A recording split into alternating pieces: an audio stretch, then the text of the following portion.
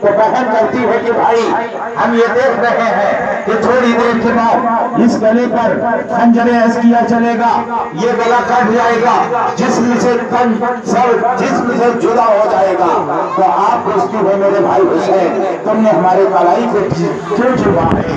کہ حضرت حسین ارشاد فرماتے ہیں کہ آپ کی کلائی کو میں نے اس لیے چوما ہے کہ میرے بعد تمہارے کلائیوں میں بیڑیاں ڈالی جائیں گی، یہاں جنجیریں پہنائی جائیں گی، ہتھکڑیاں پہنائی جائیں گی، جس جگہ چوڑیوں کی جگہ ہے وہاں ہتھکڑیاں لوہے کی پہنو گی۔ اے بہن اس لیے میں نے چوما ہے۔ آخر یہ بات چیت ہوتی رہی، دشمن ادھر سے اعلان کرتا رہا، حسین کیا سوچ رہے ہو؟ اپنے بہن سے مشورہ کر رہے ہو کیا؟ آپ یزید کے اوپر تم بیعت کر رہے ہو؟ یزید کے ہاتھ پر بیعت کرنے کا ارادہ ہو گیا ہے؟ سرکار امام حسین رضی اللہ تعالیٰ عنہ ارشاد فرماتے ہیں، اے قوم عسکیہ تو سمجھتا ہے کہ میں ڈر رہا ہوں، تو سمجھتا ہے یزید کی بیعت کروں گا؟ ارے تو جانتا ہے کہ میں کیوں اتنا دیر کیا ہوں؟ آگے آپ جاتے ہیں، آپ نے دولہا بنا، اپنے آپ کو سجایا سوارا، ہتھیار لگائے اور اپنے دلدل پر سوار ہوئے، دلدل لے کر کے میدان کارزار میں پہنچا۔ آپ نے ایک فصیح و بلیغ خطبہ دینا شروع کیا، اے لوگوں سنو سنو، امام حسین اگر چاہتے تو سب سے پہلے میدان کارزار میں آ جاتے، میدان کارزار میں آ جاتے اور انہی سے معاملہ ختم ہو جاتا، نہ میرا بیٹا علی اکبر کی شہادت ہوتی، نہ بھتیجے قاسم کی ہوتی، نہ بھانجے انو محمد کی ہوتی، نہ میرے عوام و انصار کی ہوتی، نہ میرے ساتھیوں کی ہوتی، سارے کے سارے لوگ بچ جاتے۔ لیکن میں نے دیر کیوں کیا ہے اس کی وجہ سن لو۔ اے لوگوں سنو، تم نے جتنے لوگوں کو شہید کیا، اگر آج بھی تم تائب ہو جاؤ، آج بھی اگر تم توبہ کر لو تو تمہارا خون میں معاف کر سکتا ہوں، تو میں جنت دلا سکتا ہوں، اللہ سے معافی دلا سکتا ہوں۔ اس لیے نہیں، اگر تم نے حضرت حور کو قتل کیا تو وہ قتل مومن ہے، حضرت اوسجہ کو قتل کیا تو ان کا قتل مومن ہے، حضرت اوسجہ کو قتل کیا تو ان کا قتل مومن ہے، حضرت عباس کو قتل کیا تو ان کا قتل مومن ہے، حضرت قاسم کو قتل کیا تو ان کا قتل مومن ہے، اور محمد کو قتل کیا تو ان کا قتل مومن ہے، اگر ہمارے بیٹوں کو قتل کیا تو ان کا قتل مومن ہے۔ لیکن حسین کے قریب نہ آنا، حسین کے بارے میں سوچ لینا، اس لیے کہ حسین کا قتل مومن نہیں ہوگا۔ جو قتل مومن ہے اس قتل کو تو معاف کیا جا سکتا ہے، اسے میں معاف کرا سکتا ہوں، لیکن اگر میرا قتل ہو گیا تو تینوں دنیا میں کوئی ٹھکانہ نہ ہوگا، یہ قتل معافی کے قابل نہ ہوگا۔ اس لیے کہ حسین یہ مومن کا قتل نہیں ہے، حسین کا قتل مومن نہ ہوگا، اس لیے کہ اگر حسین کو تم نے قتل کیا تو یہ قتل مومن نہیں، قتل دین ہو جائے گا۔ اس لیے حسین دیر کر رہا ہے کہ تمہاری پیاس بجھی نہیں، اولو محمد کے لے لو، اپنی پیاس بجھا لو، تمہارے دل کی بھڑاس نہیں مٹی تو اصغر کو قتل کر لو، دل کی تسلی پوری کر لو، ابھی بھی دل کی تسلی پوری نہیں ہوئی تو ہمارے بھتیجے قاسم کی جوانی لوٹ لو، اپنے دل کی تسلی کر لو، ابھی بھی تسلی نہیں ہوئی تو علی اکبر کی جوانی پر گھوڑے دوڑا لو، اپنے دل کی تسلی کر لو، ابھی تمہارے دل کی تسلی نہیں ہوئی ہے تو سنو اب تم باز آ جاؤ، اس لیے کہ جتنے لوگوں کو تم نے قتل کیا ہے یہ قتل مومن ہے، اگر تم ابھی توبہ کر لو گے تو ہم تمہاری مغفرت کروا لیں گے، ہم تمہاری بخشش کروا دیں گے، ہم تمہیں جنت میں لے کے چلے جائیں گے، لیکن آگے نہ بڑھنا، حسین کے بارے میں سوچ لو، حسین کوئی ایسا ویسا نہیں ہے، حسین نواسہ رسول ہے، حسین کے بارے میں پھر ایک بار سوچ لو، حسین کا قتل اگر ہو گیا تو یہ قتل حسین نہیں ہوگا بلکہ یہ قتل دین ہوگا، یہ دین قتل ہو جائے۔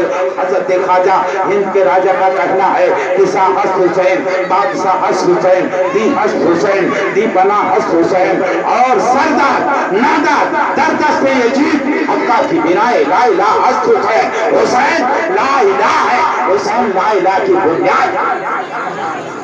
ماشاءاللہ سبحان اللہ، بہت عمدہ حضرت، ماشاءاللہ بہت اچھے۔ یہ ہمارے دین کی بقا ہے۔ اگر حسین کا قتل ہوا تو حسین کے گردن پر چلنے والی چھری یہ دین کی گردن پر چل جائے گی، اس لیے حسین کے بارے میں احتیاط برتو، سمجھ کر کے کام لو، اب بھی وقت ہے سوچو، لیکن سمم حکمم امیت فہم لا یرجعون، مہر لگا ہے، دل و دماغ پر مہر لگ گیا۔ یزیدی کی طرف سے آواز ہے حسین अब इन सब बातों से कोई फायदा नहीं। या तो अमीर यजीद की अताअत करो, उनके हाथ पर बैत करो, नहीं तो लड़ाई की लड़ाई ही एक आखिरी मरहला।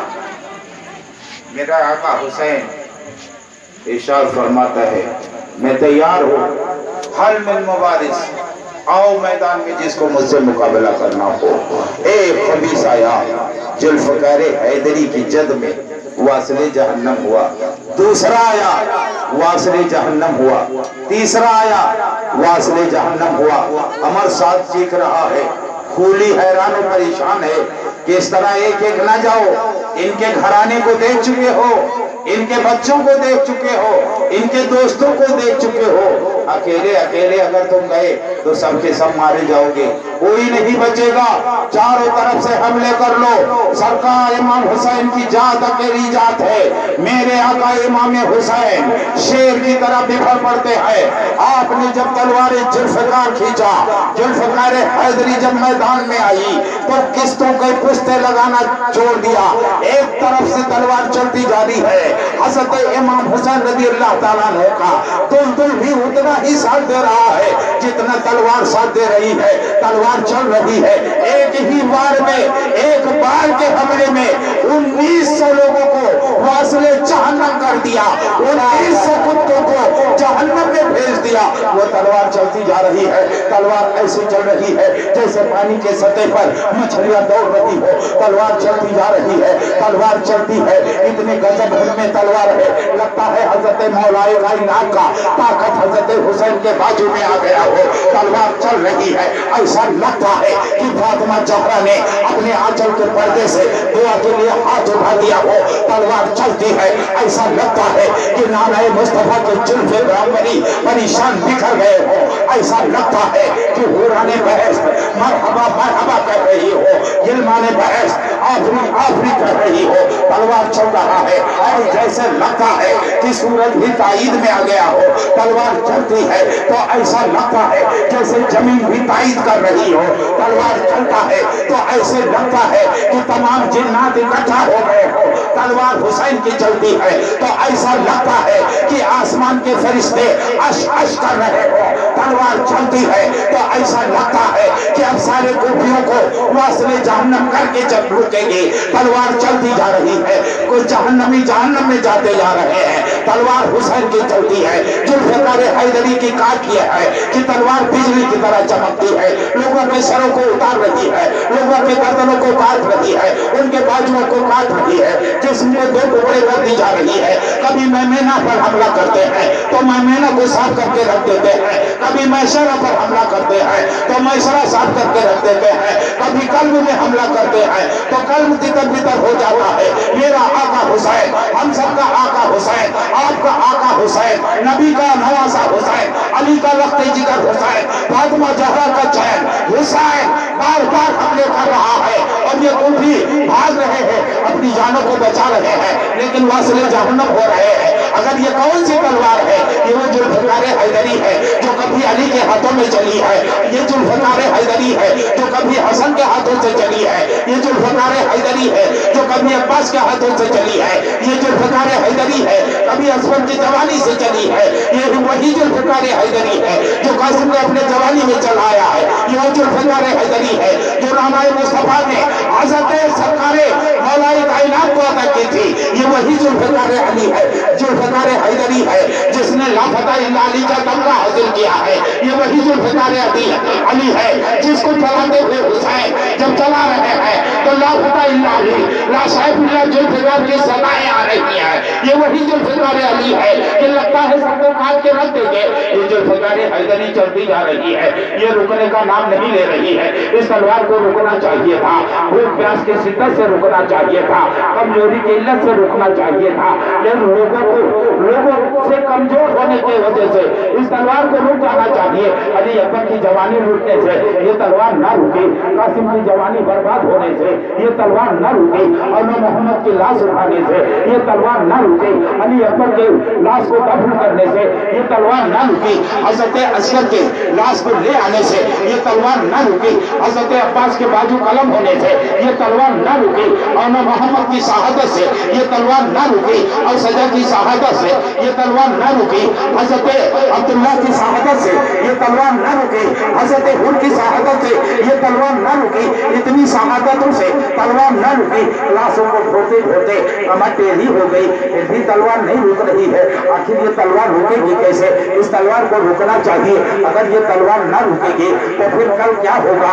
तारीख का क्या कहेगा? तारीख वाले क्या लिखेंगे? तारीख लिखने वाला, इतिहास बनाने वाला तो यही बनाएगा कि 22,000 पर एक अकेला भारी पड़ गया, 72 ने फतेह कर लिया, 22,000 को असले जहन्नम कर दिया, 22,000 काट दिए गए। इसलिए ये तलवार को रोकना चाहिए। अगर ये तलवार न रुकी तो हम सबका नाक कट जाएगा, हमारी बड़ी तौहीन होगी, पूरे समाज में हम बेइज्जत हो जाएंगे कि एक इंसान है सारे लोगों को काटता चला जा रहा है। अब खूनी भी परेशान है, सिमर भी हैरान है, सिमर जुलदोसन परेशान है, और मेरा अलग परेशान है। अमर साहब चीख रहा है, अरे इराक के सिपाहियों, अरे मुल्क शाम के बहादुरों, ऐ यजीद के नमकखोरों, ऐ यजीद के पालने वाले लोगों, आखिर तुम्हें क्या हो गया है? इब्न जियाद ने मालो जवाहर का बोरा खोल रखा है, उसका मुंह खोल रखा है। आगे बढ़ो, हुसैन को कत्ल करो, हुसैन का सर काटो, और चलो इब्न जियाद से मालो मता हासिल करो, ऐसी जिंदगी गुजारोगे।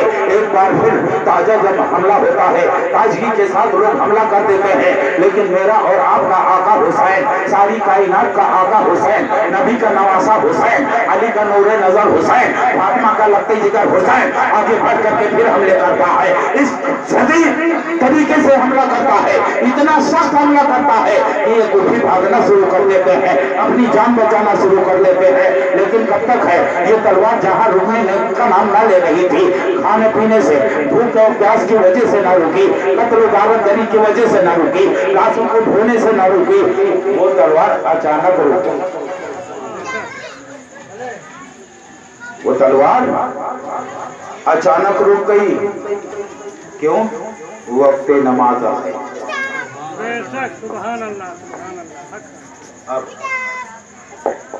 जरा हम गुलामे हुसैन अपने सीने में झांक करके देखें कि मेरे आका हुसैन की तलवार नहीं रुक रही थी, लेकिन जब नमाज का वक्त आया तो तलवार रुक गई।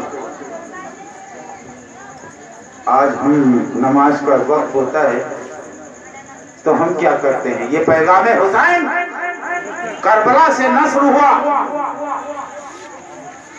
कि न काबे में, न मस्जिद में, न बैतुल्लाह के मीनारे के किनारे में नमाज इश्क अदा होती है, नमाज इश्क अदा होती है तलवारों के साए में। ये वो नमाज है।